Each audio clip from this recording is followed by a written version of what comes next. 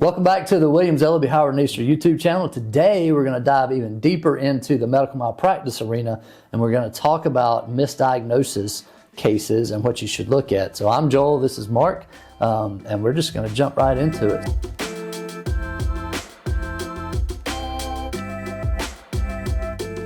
So Mark, when we're talking about medical malpractice and the misdiagnosis or missed diagnosis of a condition, what are we talking about? Sure, and I think most people know generally what a misdiagnosis is. It's someone has a condition and it either was treated incorrectly, someone thought it was the wrong thing, or it wasn't treated on time.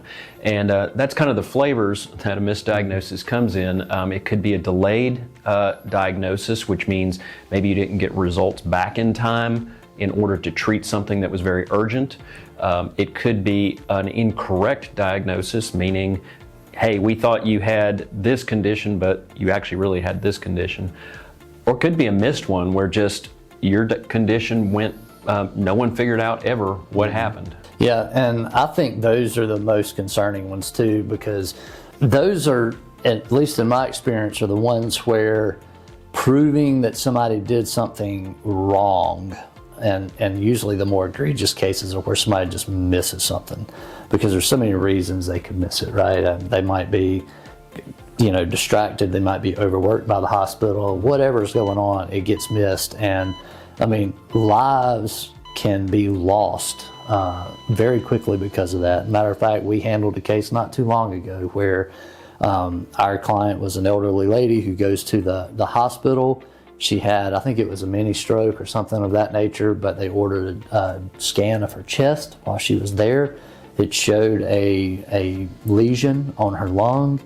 She was seen by doctor after doctor after doctor at the hospital, including her primary care physician for follow-ups. All had access to this information and just missed it. Did not, well actually, I take that back, the radiologist who read the films noted it in the report, and every other doctor missed it. She didn't know about it. She goes home a year later. She's having severe coughing attacks. That she thinks maybe she's got pneumonia or bronchitis or something, goes to the hospital, and she's got stage 4 metastatic lung cancer, and she's dead 2 months later, all because the doctors just missed it, right? And so this lady lost her life, and a family lost a grandmother and mother because of that mistake. But those type situations can be really sad, but they're not just limited to where you miss something, right? So let's dive a little bit deeper into like a delayed diagnosis or an incorrect diagnosis. What are some situations where you've seen delayed diagnosis?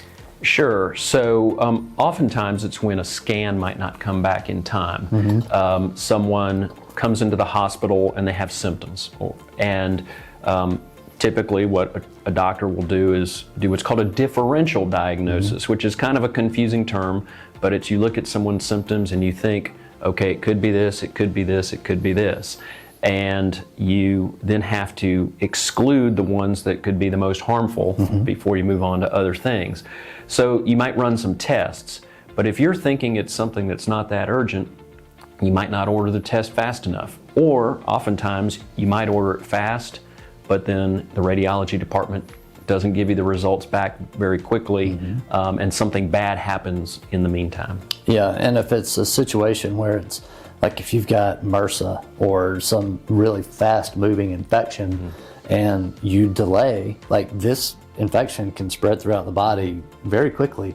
And sometimes it's slow, but a lot of times it's very quick, and it'll go from being localized to all over the body in seems like no time. And any minute that's delayed in that testing process, whether it's on the ordering, the processing of the test, or the reporting of the results, can result in some pretty significant damage. Sure, and infection's a really good example of that, because sometimes infections are super fast moving, and if the doctor doesn't think it's an infection or doesn't order the tests to come back quickly enough, then the infection can take hold, and then the horse is out of the barn. Yep. Some of the other things are, you hear about people maybe having a heart attack or something, but they're misdiagnosed as having, basically gas pains or indigestion. So those kinds of things where time is really of the essence are where a delayed diagnosis can have a big effect. Yeah, and also, I guess delayed diagnosis and incorrect diagnosis can sort of be intertwined. Sure. Because the doctor, while he or she is waiting on the results, or they didn't order results or they didn't order a test quickly enough, they may just assume, okay, well, I think that this person has cancer. And so they may begin to treat them for cancer when they actually have an infection or something like that. And the things that they're doing to treat cancer may make the infection worse and cause additional damages to the person. So that delayed diagnosis and incorrect diagnosis can kind of bleed over into each other, but it ultimately all goes back to the doctor that's going through this differential diagnosis. Are they doing, are their actions within what we call the standard of care, right? Are they what an ordinarily prudent doctor would do in that situation? And that goes to opinions, right? Yep. And back to what we've talked about in the previous two videos about getting experts involved to say, hey, this doctor did the right thing or they didn't do the right thing, and here's why. So, all right, so once you get past the flavors, the chocolate, vanilla, and the strawberry types of misdiagnosis cases, what are some of the most common causes you've seen in your experience force a doctor to miss a diagnosis or make an incorrect diagnosis? Sure. So part of it is the healthcare system is super busy, and people have too many things going on. They don't have time to see a patient, and lots of times the treaters, the doctors, are just part of a bigger system where they're forced to spend only a minimum amount of time with patients, and it's actually the system that they're working for that is causing them to rush through things. So that's really a big part of it. Another thing is miscommunication, whether it's a handoff to somebody from one treater to another treater. That might be a problem. It could be a radiology department that's looking at a scan of some part of the body, not giving the information back either on time or in the correct fashion. It also could be a failure to follow policies, and we see this a lot both in doctors' offices and in hospitals. Oftentimes there are written policies or informal policies that a treater is supposed to follow, and when they don't follow that checklist, it's sort of like going up in an airplane. If your pilot doesn't follow the checklist, something bad could happen on the airplane. It's the same thing in a healthcare setting. Yeah, and it's kind of a symptom of society as a whole, right? We all get so busy that we may make a mistake, but in the healthcare setting, if you're too busy that you can't not make mistakes, like, people get hurt and lives can be lost. And so I have seen distractions in these cases ranging from, this wasn't a case I handled, this was a friend of mine down in Savannah was handling this case, but legitimately the surgeon delayed a surgery because she was the on-call surgeon and she had to go get her nails done. She had an appointment, and of course the only way they found that was by getting the doctor's cell phone records and finding out who she was in contact with and where she was at during the times that she was saying, I'll be there in 5 hours or 4 hours or whatever, when that patient needed surgery right now, right? And the hospital was paying her to be on call and to be there within a certain amount of time, but nope, had to go get that manicure first. Yeah, well, one thing I've found in medical malpractice cases that I've tried is some things that juries don't particularly like very much is when they find out that maybe a call was made to a doctor's office saying, hey, I have these symptoms, and let's say it's 4:30 on a Friday afternoon, and the doctor's office may say, hey, give us a call back on Monday, but by that point it's too late. Too late. Yep, that's exactly right.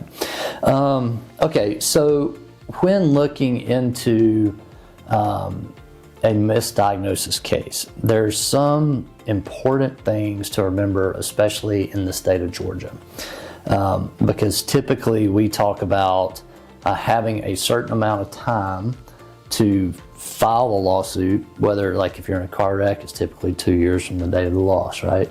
In a lot of medical malpractice cases, it's 2 years, but Not necessarily, right? So when we're talking about time frames and what we need to do and when we need to do things, if somebody has been misdiagnosed or they've discovered that they have a medical issue that was not diagnosed at a previous time, what are some important things for them to think about? Sure. So as Joel said, we have a 2-year statute of limitations in Georgia, and typically that clock starts running from the moment that a doctor commits negligence. There's always exceptions to rules, right? And so in a misdiagnosis situation, the clock doesn't start running in a misdiagnosis case until someone starts having symptoms that is related to the misdiagnosis.